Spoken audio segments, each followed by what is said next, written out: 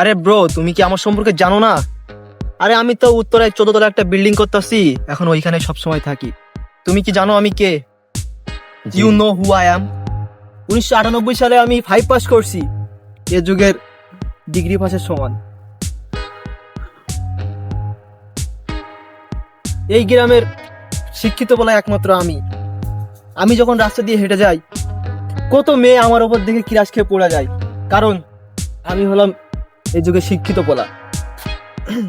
1998 সালে আমি 5 পাস করছি, এ যুগের ডিগ্রি পাসের সমান। হবেই তো, কারণ আমি শিক্ষিত বলা যে।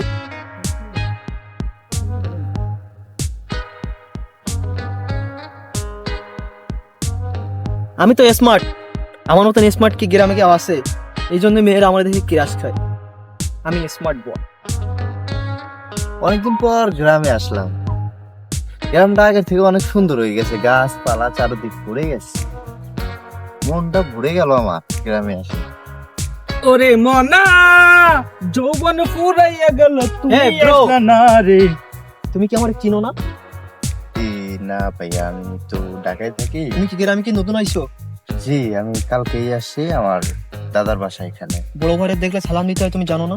ও আচ্ছা, আমি তো আপনাকে চিনি না, বা আগে তো কোনো কথাও হয় নাই। আচ্ছা, আসসালামু আলাইকুম।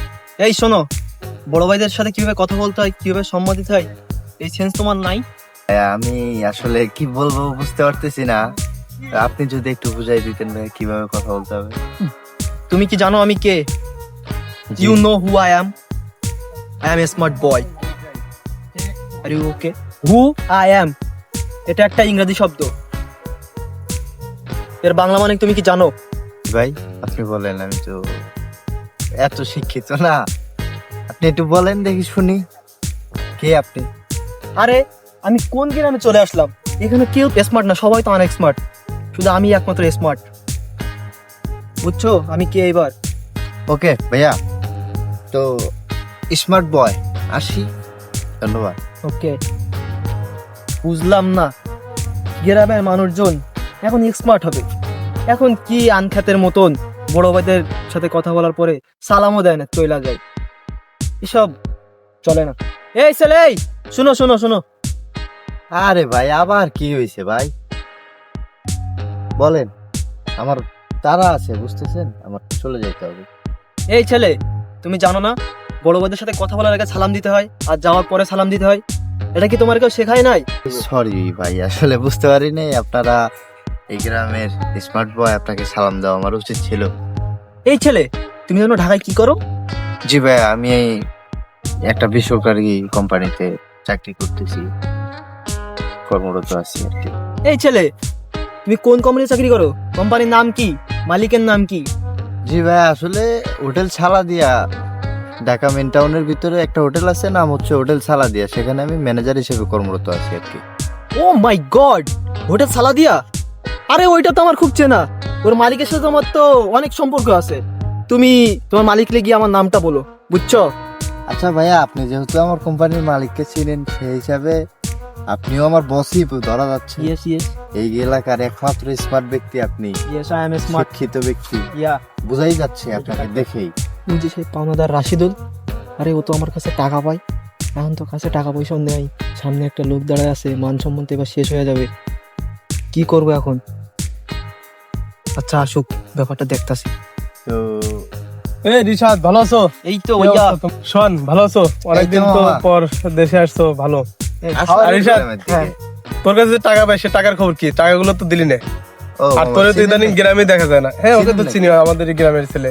আরে ব্রো, তুমি কি আমার সম্পর্কে জানো না? আরে আমি তো উত্তরায় 14 তলা একটা বিল্ডিং করতেছি, এখন ওইখানে সবসময় থাকি। এই জন্য গ্রামের দিকে আসো না, তোমার সাথে দেখা সাক্ষাৎ করা হয় না। So, কেমন আছো তোমরা সবাই?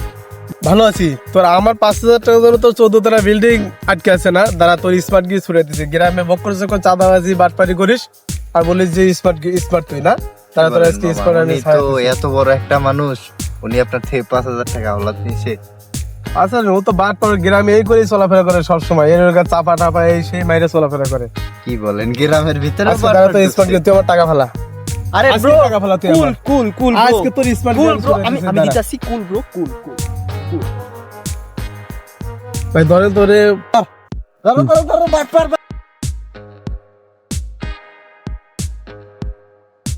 আসসালামু আলাইকুম দর্শক। আসলে গ্রামের মতো একটা সুন্দর পরিবেশ, সুন্দর জায়গায় যখন আমরা বাটপার দিয়ে ভরে গেছে, এখন আমরা ভাবতাম যে শহরেই চুরি ছিনতাই বাটপারি এগুলো শুধু শহরেই হয়, কিন্তু এখন দেখা যাচ্ছে গ্রামে এত সুন্দর পরিবেশেও চুরি ছিনতাই এবং বাটপারির মতো ভয়ঙ্কর কিছু তথ্য আমরা দেখতে পাই সামাজিক গণমাধ্যমগুলোতে। আসলে দেশটা কেমন জানি হয়ে যাচ্ছে আস্তে আস্তে, বাটপার, চোর, গুন্ডা, সন্ত্রাস, কি বলবো, এই বাটপার গুলোই নিজেকে আবার স্মার্ট দাবি করে, বাটপারি করে অন্যের থেকে টাকা ছিনতাই করে নিজেকে অনেক স্মার্ট ভাবে। আসলে স্মার্টিটি কি বাটপারির ভিতরে নাকি ব্যবহারের সৌন্দর্যের ভিতরে? আপনারাই বলে যাবেন। ধন্যবাদ।